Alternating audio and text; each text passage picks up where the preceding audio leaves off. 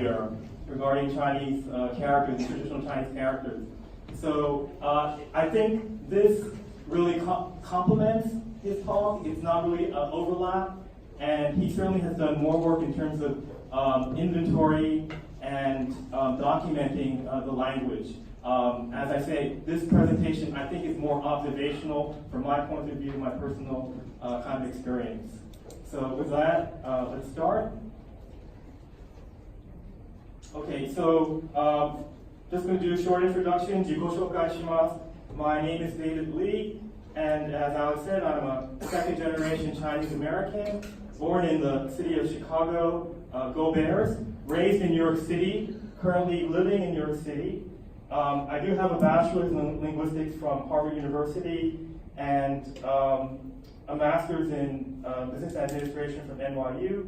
I actually lived and worked in Tokyo for 5 years for different companies, and I'm currently a vice president at a European bank called Credit Suisse, and I actually work in compliance and risk, so a little bit not in the linguistic or language learning world. And I've listed my Credit Suisse email address as well as my Yahoo address. If you want to contact me later for any reason, feel free to write those down. Okay. And I just want to take the opportunity to ask how many people have studied Japanese before, or you're a native speaker of Japanese? Good. And what about Chinese? Have you studied Chinese? Are you a native speaker of Chinese? Okay, what about both? Have you studied both Chinese and Japanese? Okay, very good, very good. Looks like a good number of people in the audience.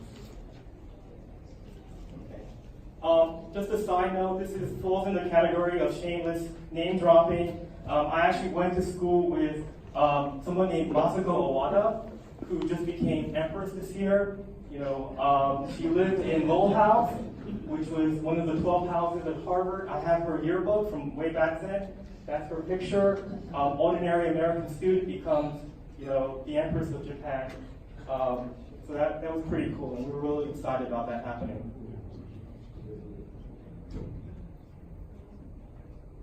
Okay, some considerations for the presentation. I will be using standard Japanese romanization and then some modified pinyin. I'm not going to have any tonal marks at all. That's the way I kind of think and write. The written Japanese I have included in the presentation will be traditional characters, so Emmanuel will be very happy with that. And standard Mandarin Chinese. References and examples of Japanese will be in standard Tokyo dialect. Okay, so some of the basic differences between Chinese and Japanese. I mean, the two languages are not genetically related. They belong to different language families. Chinese is part of the Sino-Tibetan family, while Japanese is part of its own kind of isolated family, the Japonic family. The phonology of the two languages are very different. Chinese is a tonal language, as you know. Mandarin Chinese has 4 tones. Cantonese has 7 or 8, depending on which reference you look at. And Japanese doesn't have tones at all, but it uses pitch in its language. The structure of the languages are different as well. Chinese is a SOV language, a subject-verb-object language, like most of the languages in the world, including English, while Japanese is basically an SOV language. So the way to say he speaks Japanese in Chinese is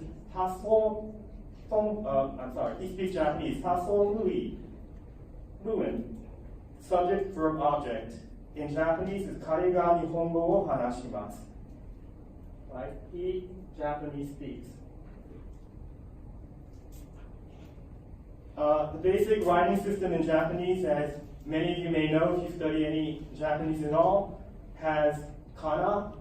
Each kana syllabary contains 48 kana syllables or characters, divided between hiragana and katakana.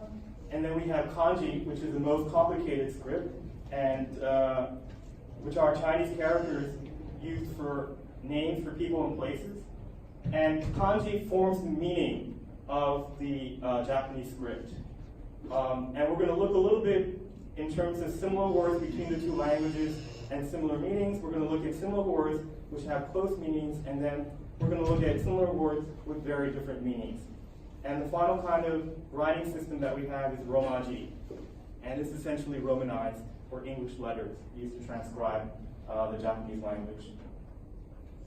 Okay, so you can see that we're dealing with lots of different scripts, a lot of different writing systems. And I took a picture from the Polyglot Conference Facebook page that Ms. Sachi Kitahara put up several weeks ago. I asked her actually before I used it for the presentation. And what I like is that it shows the different writing systems of Japanese represented with Fukuoka. So you can see on the left-hand side that we have in kanji and katakana, Hakata Ramen on the bottom. So the first two characters represent Hakata, which is the old name for Fukuoka. And then Ramen in katakana. On the right-hand side top, we have in hiragana the word for Fukuoka.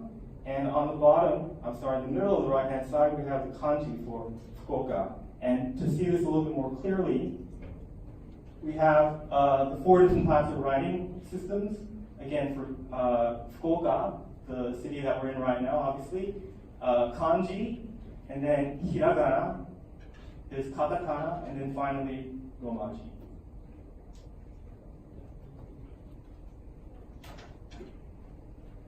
Okay. I showed here the comparison side by side of hiragana and katakana, right? And as I said, this is the syllabary, basically of the 48 characters represented.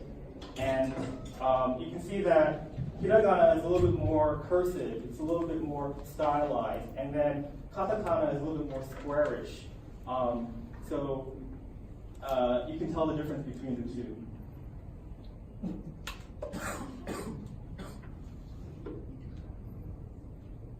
This one I'm showing hiragana and kanji, and this was kind of referenced during Emmanuel's talk earlier. So even though kana is considered a native writing system of Japanese, it's actually based on Chinese characters, right? It's hard to get away from Chinese characters in the Japanese writing system. So what we show here are all the hiragana characters with the original kanji character that it's based on. So if you look at the very top, you have the character for a, and the character on which it's based on, which means peace in both Chinese and Japanese. And the next one is the word ka, and the character that is based on, which in modern Mandarin Chinese is ja, as in to add, and so forth and so on. This I didn't learn. I took 7 semesters of Japanese at Harvard and never learned this. No one had ever showed this to me. This is a little bit more extensive. It shows both hiragana and katakana and kanji. And what you can see is that oftentimes the same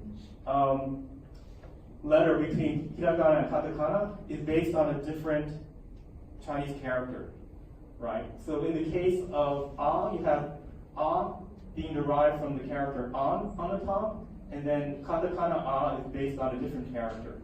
But in the case of ka, it's actually based on the same character, right? So there's no rhyme or reason why this is being used.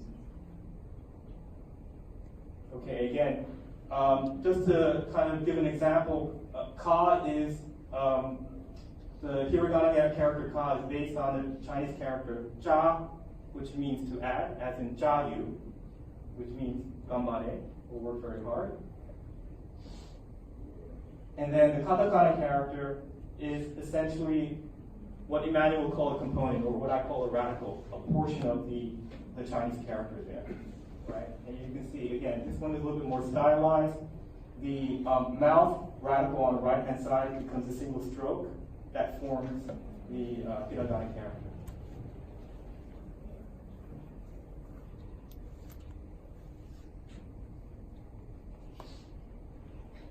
So the history of kanji is that there were ways of borrowing from China through successive ways of migration to Japan. And in the largest dictionaries, there are about 50,000 kanji characters. And that's, enormous. We have 26 letters in English. So in comparison, it's a tremendous amount. The Japanese Ministry of Education, the Monbusho, has published the Jowo Kanji, a list of 2,136 regularly used Chinese characters. The picture that you see here shows the movement of the characters, kanji, going from mainland China through Korea and then to Japan. Okay. Chinese characters were first introduced in Japan in the 1st century AD via Korea during the Han Dynasty. In fact, that's the meaning of the word Kan. Kan is the Japanese pronunciation for Han, from the Han Dynasty. The Han Dynasty existed in China from 206 BC to 220 AD. And the characters were present on official documents, on coins, swords, mirrors, and other kind of decorative artifacts that were imported into China. At the time, Japanese was only a spoken language, and historians say there was no known native written language at the time. Chinese characters were used in their original form and associated with Japanese readings. Huge borrowings, even though the start of the borrowings of Chinese characters started in the Han Dynasty, the major portion of characters coming into Japan was between the 5th and 9th century, according to historians. And at that time, it was Middle Chinese. It wasn't modern Chinese. It wasn't certainly Mandarin, which is a relatively new dialect of Chinese. Kanji, you should know, also has two sets of different pronunciations in Japanese. The native Japanese reading, and then the modified Sino-Japanese reading. And in China, the written language is rendered entirely with Chinese characters, called Hanzi. So let me go a little bit and talk about kunyomi and onyomi. So kunyomi is considered the native reading of a Chinese character. Onyomi is considered the Sino-Japanese or the borrowed version of that pronunciation. And kanji is used in the Japanese language to have both types. So the example that I give is for jing in Chinese. The kunyomi is kane, as in okane, and then the onyomi is kin, like kiniro.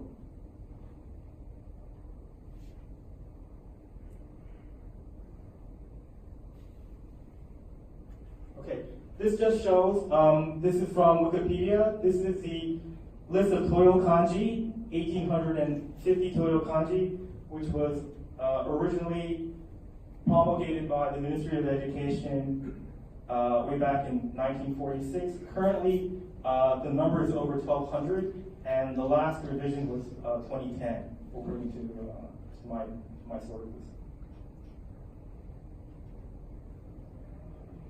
Okay. I kind of want to show you kind of different onyomi and kunyomi. So I have a list of about 10 different single kanji characters, and it shows the readings between the two characters. So for water, you have the onyomi of sui, and then the kunyomi of mizu.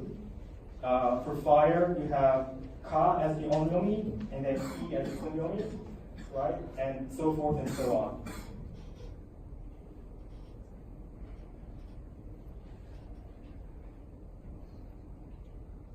Okay. Interesting anecdotal observational slide.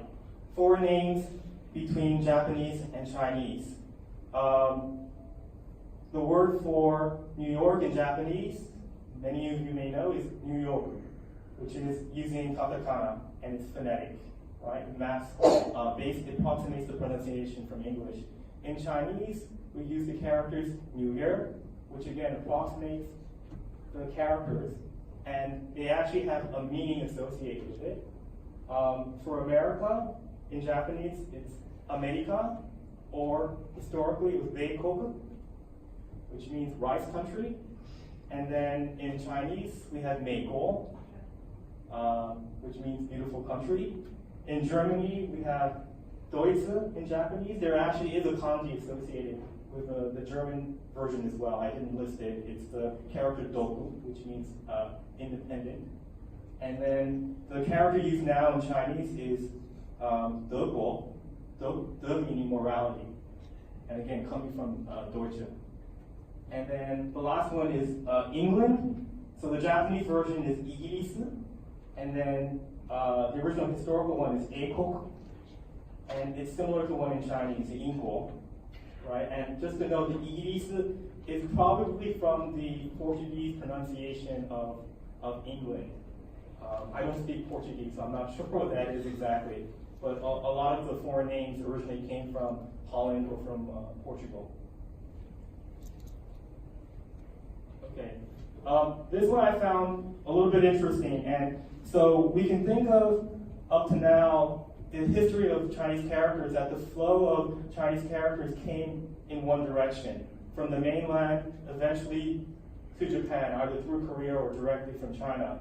This is an example where kanji compounds were made in Japan and then re-imported back to China.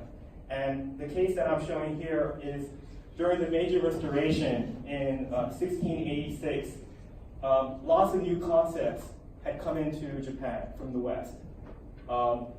Scholars, elite politicians, and statesmen. One in particular, Fukuoka Yukichi. If you take out a 10,000 yen bill, if you stay any length of time in Japan, the picture, Fukuoka Yukichi, was the man that did a lot of the translation, a lot of the mapping, and he basically, a word like democracy, he decided not to map it to the literal translation, the approximation of the English pronunciation, but to create kanji compounds based on existing characters in the vocabulary of Japanese.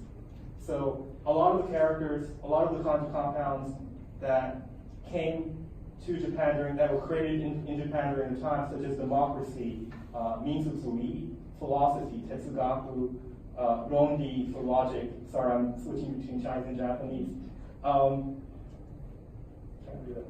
Phenomenon, gensho, economy, keizai, and then kokusai, international. These are all made in Japan, kanji compounds. I didn't know this until very recently. As part of working on this presentation, I did a little bit of research and found this to be the case. And these particular compounds were then later spread to other parts of Asia, particularly Korea, China, and Vietnam. So as I said, the point here is that the movement of this information and knowledge, which was not one way, it's two way. Another set of kanji is single kanji made in Japan. So in Japanese, it's called kokuji, and these are all the individual characters that were invented and created by the Japanese in Japan. Right? Things like hatake for field, or hime, or hime-sama. So Masako, before she became an empress, was ohime-sama. Nioi for fragrance, toge for mountain pass, and so on and so forth. Some of these are used in China, some of them are not. Okay, Chinese dishes, pronunciation of Chinese dishes. I live in a very multicultural city. I have Japanese friends that like to go out for Chinese food, and I've taken friends to Chinese food. And what I find interesting is that the Chinese dishes that we have, there's a Japanese pronunciation oftentimes for them, which approximates the modern Mandarin pronunciation of those food items. It's not using the historical onyomi or the kunyomi from centuries ago. So something like xiaolongbao, which is soup dumpling, in Japanese is pronounced as shorongbo. Chinjiaorosu is stir-fried shredded pork with green peppers. Mabo tofu is a Japanese version, mabo tofu. And swanlatang is hot and sour soup. In fact, it's so popular there are actually three versions, three different pronunciations for the same Chinese food item, for the same Chinese dish. In Chinese, it's called swanlatang, and then in Japanese, it's either sanlatang, suratang, or swanlatang. And I've also heard of sula ramen, which is apparently ramen in a broth made with hot and sour soup. So there's a combination of variation on that. Okay. Kanji Friends and Kanji False Friends. So these are the good friends.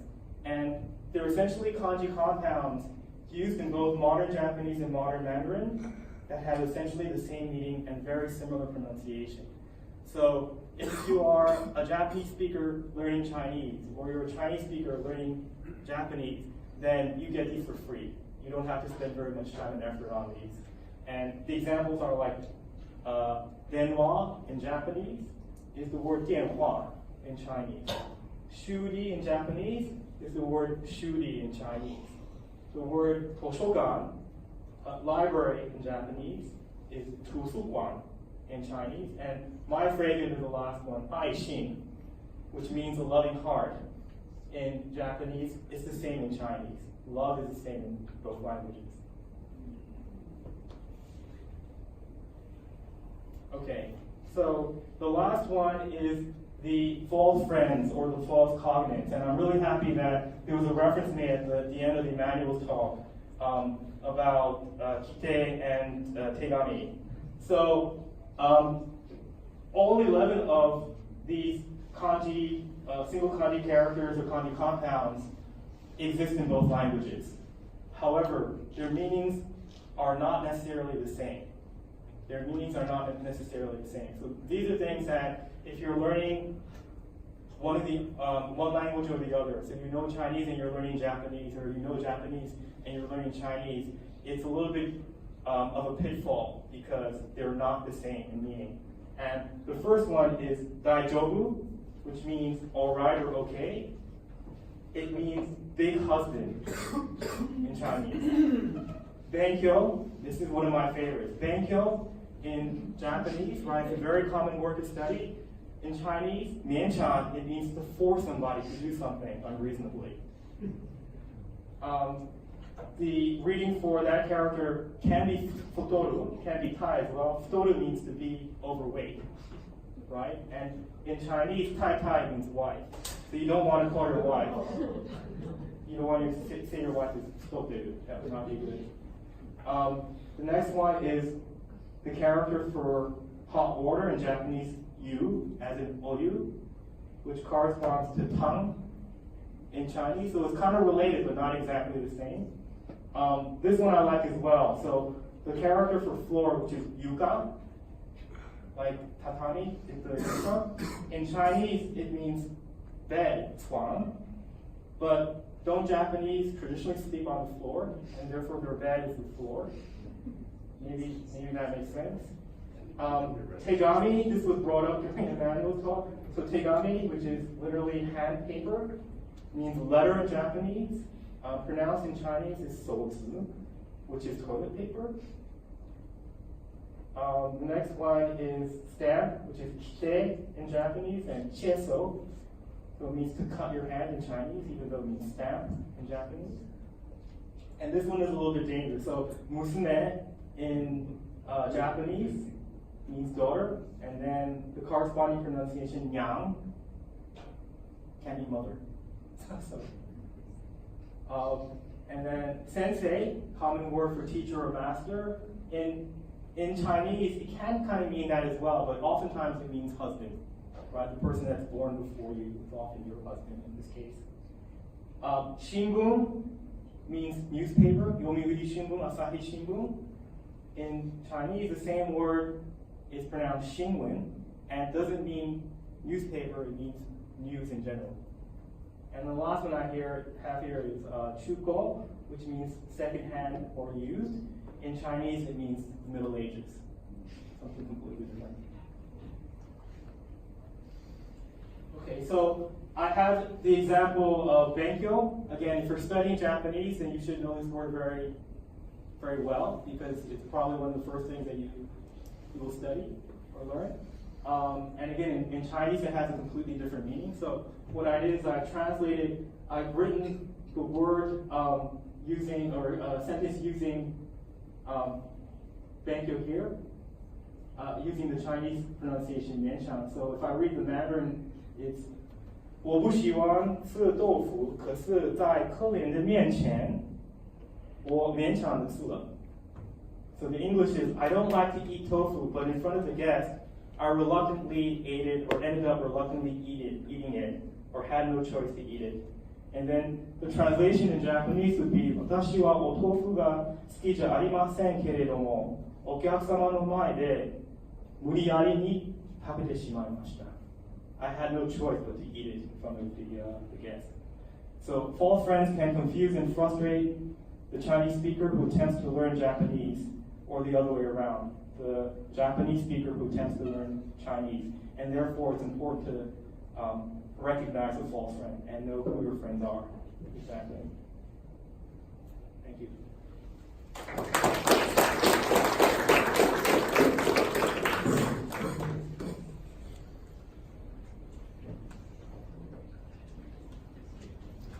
We do have a bit of time for questions, so if you have any questions, feel free. I'm told there's a minimum requirement for Japanese students. They must learn at least how many hanza? Yeah. So it's a good question. So going back to the Joyo Kanji, the number published and promulgated by the Ministry of Education is 2,136, right? So that's the number for all students throughout the country. And it's kind of a standardization. When I was learning Japanese, there was a teacher that had mentioned that there's so much standardization in the system of education here in this country that at any time during the day in the same class, so like third grade, you'll have kids learning the same subject in the same book, maybe not even on the same page throughout the same country.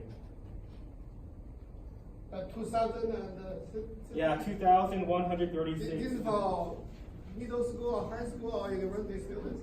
I believe it's up to high school. It's considered a requirement for you to graduate. So it's quite small compared to the actual number of Chinese characters in China, but it's a smaller portion. Was there a question back there? Yeah, you mentioned Benkyo and Myeongdong as a good example of false friends. Does anyone know historically where does that big difference Yes. in meaning come from? Because Chinese characters basically has a meaning. Yeah. And I just wonder, this is a very good example of where the Chinese and Japanese characters mean something completely different. Right. It is called, my own interpretation is that it's something that originally in Japanese you were forced to study or something like that. It's just my own personal take on it. Yes, I agree with that statement. I suspect it's probably through religious texts that came in from China, originally from India through China to Japan. And the concept of Benkyo was that of discipline, whether you were studying a language or doing something to respect your elders, for example. So you respected your elders, but it was something that you were forced to do. So it falls into that category most likely of a Buddhist connotation or context. I might have something to add there. I don't know if it's relevant or not, but the Korean word is completely different based on a different set of characters. So if it came through Korea, and that's Konbu is Kubu in Japanese, which is like struggle or something like that. No, that's a good point. So the usage in the other Asian languages might be different, and it just kind of emphasizes the fact that the language that we're learning, a lot of the Chinese characters, either Chinese or Japanese, are very, very old and ancient and came from, maybe the 5th century to the 9th century, and therefore the issue of semantic drift, which was mentioned earlier, plays a part in a lot of the vocabulary we have now. Yes? So yeah, also in reaction to that question, I think it's important to realize that Chinese has changed Yes, a lot. sure. So for example, the current character for also, yeah, was in classical Chinese the verb to be. Yes, that's right. That's right. Exactly. Yes. So this is just a matter of curiosity, but for instance, where in China and Japan you have two characters that are essentially the same characters and have the same meaning. So when you put two characters together to create a compound, sometimes one of those characters affects the other in one way and sometimes in another way. You have different ways in which the characters within a compound interact. Are you aware of any words that have been put together completely separately in China and Japan using the same two characters, but where they affect each other differently and have a different meaning as a result? Not really. This is a very good question. Something that I think is worth exploring, quite frankly. It never occurred to me before. So, thank you. Thank you for that. Yes. Well, no, again, the one that surprises me is yuyan in Chinese and genyu in gengo. So it's like they're both in language, but they're switched around. Yeah. So another example is shokai, which is introduction. In Chinese, it's jiesao, which is the same compound but reversed. The two kinds of characters reversed. So yeah, that's a very good example as well. We have a few minutes left. We can stop here, and you can have a long coffee break or bathroom break. Or if you have other questions, I'm happy to entertain that again. And thank you very much. If you have other questions,